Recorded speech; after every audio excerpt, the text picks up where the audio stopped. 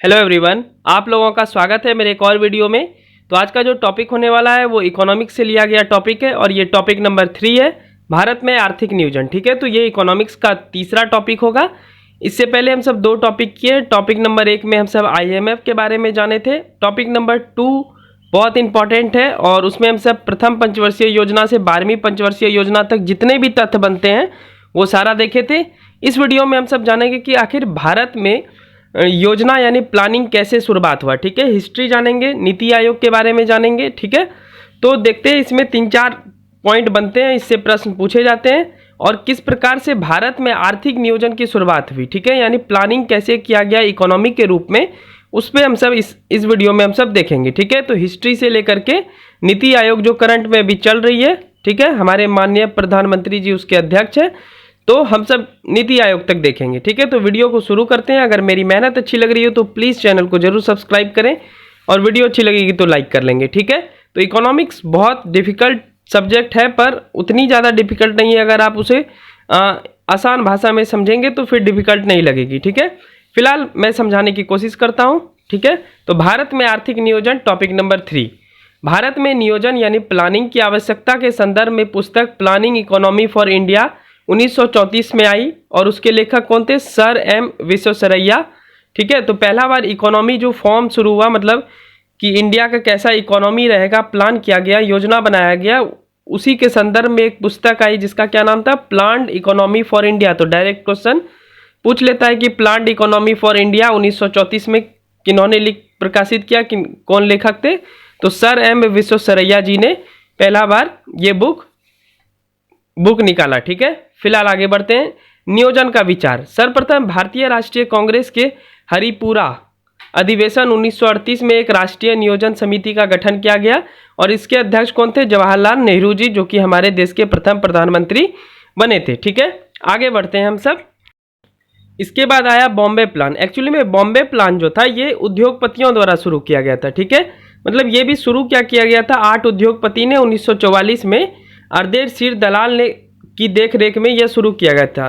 ठीक है, ये भी इकोनॉमी के रूप पे आधारित था, यानी इकोनॉमी के लिए योजना बनाया जा रहा था। ठीक है, उसके बाद गांधीवादी योजना आया 1944 में श्री मन्ना नारायण द्वारा, जन योजना आया 1945 में MN राय जी द्वारा और सर्वोदय योजना आया 1950 में जयप्रकाश।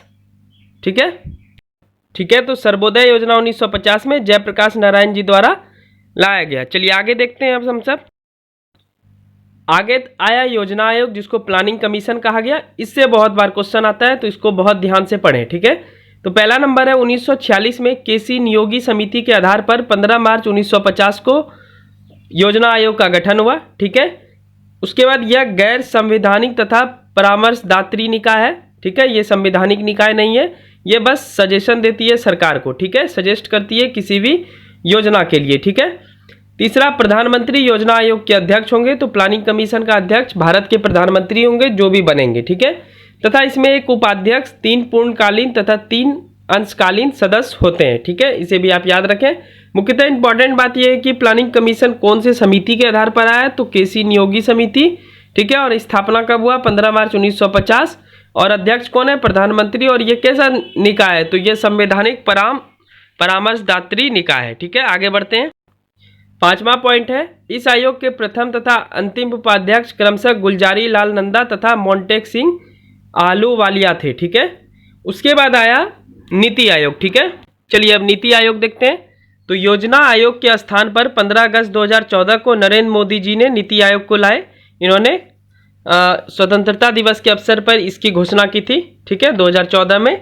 उसके बाद इस चूंकि घोषणा करने के बाद तुरंत तो स्थापित नहीं हो जाता है, तो इसकी स्थापना 1 जनवरी 2015 को हुई। ठीक है, और इसे नीति आयोग कहा गया। ठीक है, चलिए आगे बढ़ते हैं हम सब। चलिए नीति का फुल फॉर्म पहले देखते हैं। तो हिंदी में है राष्ट्रीय भारत परिवर्तन संस्था और इंग्लिश में ज़्यादातर पूछता है तो नेशनल इंस्टीट्यूशन फॉर ट्रांसफॉर्मिंग। ठीक है, आप याद रखेंगे नीति। अब नीति आयोग क्या है? तो सरकार के थिंक टैंक के रूप में कार्य करेगा, मतलब सरकार को मुख्यतः योजना के बारे में बताएगा।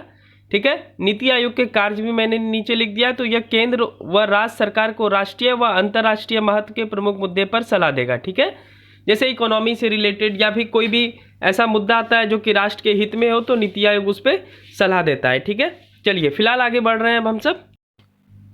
नीति आयोग के अध्यक्ष भारत के प्रधानमंत्री होंगे, जैसे कि योजना आयोग के अध्यक्ष भी भारत के प्रधानमंत्री होते थे, तो नीति आयोग के अध्यक्ष भी कौन होंगे? भारत के प्रधानमंत्री। ठीक है। अब नीति आयोग में एक उपाध्यक्ष तथा एक सीईओ का भी प्रावधान है, चीफ एग्जीक्यूटिव ऑफिसर। ठीक है। नीति आयोग 12वीं पंचवर्षीय योजना की समीक्षा करेगा। मतलब नीति आयोग एक्चुअली में 12वां पंचवर्षीय योजना जो आया था, ठीक है, आपको याद होगा 2012 से 17 तक था, लेकिन चूंकि कांग्रेस की सरकार खत्म हो गई और एनडीए की सरकार आ गई, ठीक है, ये बात मैं पंचवर्षीय योजना में पढ़ा चुका हूं, तो उसकी समीक्षा के आधार पर मतलब पंचवर्षीय योजना को हटाकर क्या कर दिया गया? नीति आयोग लाया गया। ठीक है। तो नीति आयोग काम कर रहा है उसी प्रकार से।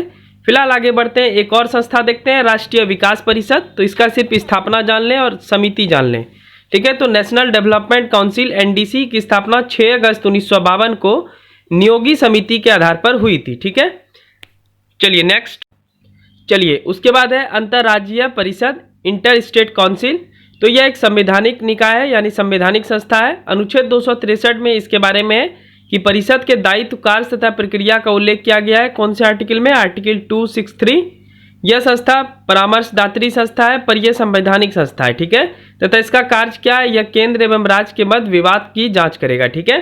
तो इंटर स्टेट काउंसिल इसी को बोलते हैं। तो इतने संस्था जो आप देखें, ये प्लानिंग कमीशन के तहत आता है, यानी ये योजना बनाता है हमारी कंट्री में कि आगे क्या होना चाहिए। वर्तमान में नीति आयोग परफॉर्मेंस कर रहा है। ठीक है। इससे पहले योजना आयोग था, जो कि 2012 में समाप्त कर दिया गया। ठीक है।